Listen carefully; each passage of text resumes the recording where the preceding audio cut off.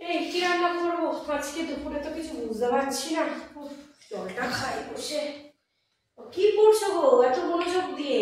একটু ম্যাগাজিন পড়ছি, যে মানে ম্যাগাজিনে পয়েন্ট লেখা আছে যে সংসার কি করে সুখে রাখতে হয়, মানে তুমি সংসারটা যে করছো কি করে বউকে ঠিকঠাক রাখা যায় আর সংসারটা তার সাথে। বাহ, এই টিপস। তাহলে বলতে হবে যে এই চিন্তাধারাগুলো তোমার মধ্যে যে এসছে, হ্যাঁ এটাই মানে আমার পরম সৌভাগ্য। হ্যাঁ, এই বই পড়ে কি আছে? বই পড়ে পড়ে বাহ ভালো, বই পড়ে জ্ঞান নিচ্ছি। বলো তাহলে দেখি শুনি, দেখি কি আছে। প্রথম টিপস হলো যেটা পড়েছি, সংসার বিয়ে করার পরে বউই ধ্যান বউই জ্ঞান হতে হবে। বউ যা বলবে দ্বিতীয় গুরুর আদেশের মতন তা পালন করতে হবে, সে ভুল হোক ঠিক হোক দেখা যাবে না।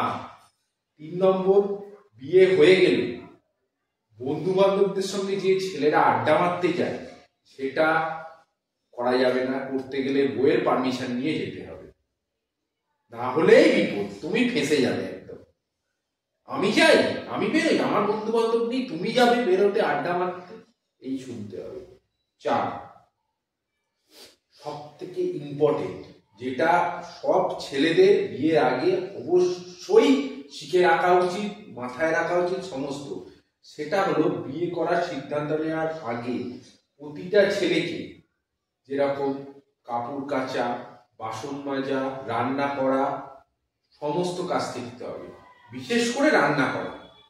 কারণ এখন ছেলেদের রান্না যদি না করো তাহলে তো তুমি একদম ফেঁসেছো, তোমাকে রান্না জানতেই হবে, তাহলে তুমি বিয়েতে রাজি হও।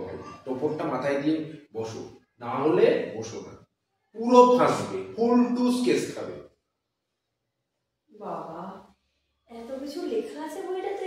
আমি তাই তো পড়ছি, নাহলে আমি পড়ি নাকি এসব ম্যাগাজিন, নাহলে 12 বছর ধরে সংসারটাকে কি করে আমি চালাচ্ছি। এই যে পয়েন্টগুলো বললাম, যে যে ছেলে এই পয়েন্টটা ফলো করে চলবে তারা সুখে থাকবে, আর যারা চলবে না তাদের মুশকিল আছে। হ্যাঁ, এত কিছু লেখা আছে। হ্যাঁ, এত কিছু লেখা আছে তো, নাহলে তোমার মতন ওয়াইফের সাথে, তোমার মতন আমি এত বছর ধরে সংসার করছি, যায় করা এই যে টিপস পড়ে পড়ে বইয়ে দেখে দেখে আমি এখনো পর্যন্ত তাই টিপসটা মাঝে মধ্যে পড়ে নিই। ঠিক আছে, দেখো লেখা আছে, রাখলাম।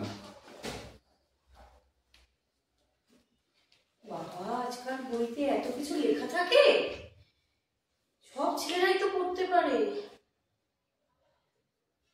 ওই লেখা আছে আরোগ্য নিকেতন চিতায়ন, পালি ভাষায় পালা শব্দের অর্থ রক্ষা, কাহিনীকার পশুপতি পুরাণে বলেছেন। কোথায়? হাজারি লোকে পৌঁছবার আগে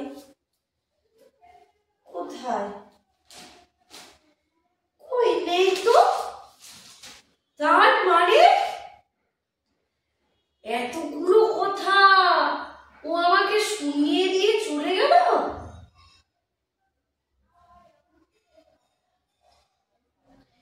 কি বলবো, মানে আমাকে শোনানোর জন্য এতগুলো কথা ও বলে গেল।